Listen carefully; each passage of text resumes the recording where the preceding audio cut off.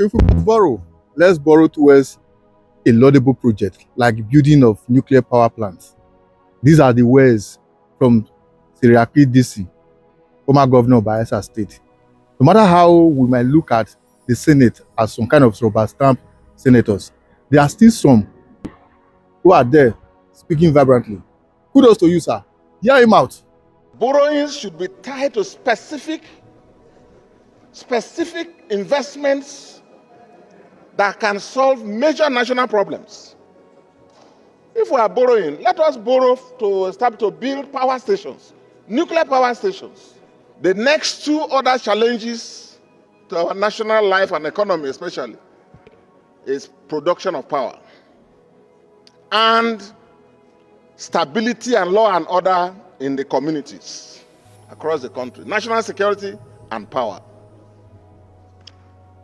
Recently, when as chairman of the Committee on Climate Change, we interacted with some other colleagues around, I was shocked that even in the area of using nuclear energy for power generation, even in West Africa, it is countries like Ghana and others that are leading. So I suggest that if we are doing an amendment sometime next year, and as suggested by Senator Abdullahi, I think we should get ready the both committees, of which I'm also a member of the Committee on Finance. We should all get ready to monitor developments, and where necessary, by the first quarter of next year, look at the prevailing circumstances and then get an amendment to this, yes, so that we can review whether these projections by the first quarter of next year are attainable and sustainable. But what I'm saying is there's nothing wrong if we are authorizing borrowings. Borrowings should be tied to specific investments that can solve major national problems. If we are borrowing, let us borrow to build power stations, nuclear power stations. They're expensive. We may not be able to do it from our national budgets. So those are some of the challenges we need to see addressed. In all, I support all that has been said, and that this report be adopted and passed, but with a caveat, supporting what distinguished Senator Yaya said, that we should be cautious in our optimism, and that both committees and other relevant committees be on the alert, so that by at least the first quarter of next year, we can sit down, appraise the general economic climate, and where necessary, cause a review of the MTEP. Thank you. My brother. We need to find time to address the challenge of power generation. Power.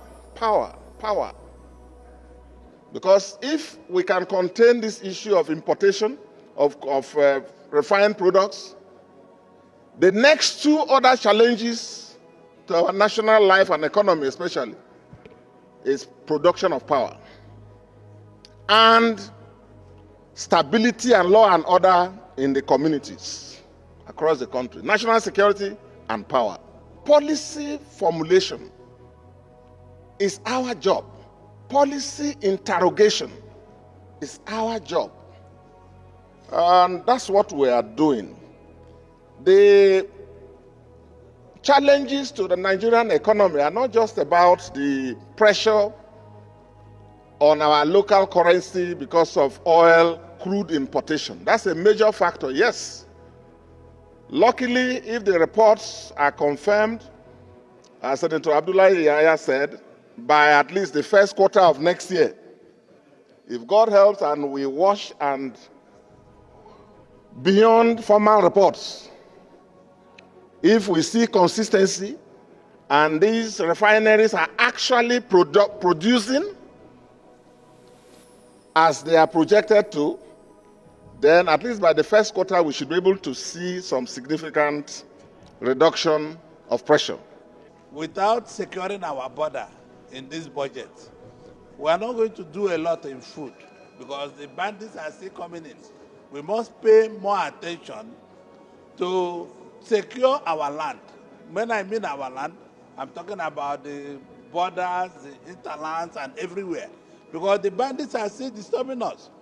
You can see this MTF can show some commendable effort because the refineries are coming up. Not only Dangote refinery, the government-owned refineries are coming up. And some of the modular refineries are also coming up. So it's going to reduce prices of fuel, definitely. But prices of fuel, the dollar we are talking about is no longer the problem. The dollar is the dollar being transacted. Nigeria is the only country I have seen using two currencies at the same time. We should stop it in this budget. People should stop using dollar in the street of Nigeria. If you go to Abu Dhabi, you go to UAE, you see government officials, private sector people, traders, even grandmothers, like my grandmother in the village. You say, give me dollar. Why must people be transacting dollar and naira? We should abolish the use of dollar in the street of Nigeria. Dollar should be totally abolished. The dirham, the official money of UAE, is still at 3.2%. I went there first in '89. And if it's 3.2, we should let people to deal with official dealers of dollar. Because all this dollarization of our economy is not helping us. It's not even the import of fuel. It's not import of fuel that this people is talking. Let us go back and put official dealers of dollar, that people should stop dealing on dollars. I know Mr. President is looking at me and granted. People should totally stop using dollar in the street of Nigeria. We will transact and transfer, not cash. You cannot put, you see landlords are saying, pay me in dollar. People are saying, pay me in dollar. And we must stop this as a country if we are serious. If we are not serious, our dollar will continue going down. It's not the import, fuel import we are importing. It is the money people are using, demanding in dollars, that are causing our economic problem. We must look at it. Mr. Asadi Musa, your committee should go back to look back on how we can make these things happen. Mr. President of the Republic must sign executive bill stopping usage of dollars in the street of Nigeria. Because I'm concerned. If you people are not concerned as my colleagues, I am concerned that dollars is traded every day in the street of Abuja. Until we begin to tell ourselves the truth like this, irrespective of who might frown at it, I believe Nigeria, we can never move forward. Anyway, whatever you think about this bold senator, drop it in the comment section. Don't forget, share and follow the page. Thank you as you do so.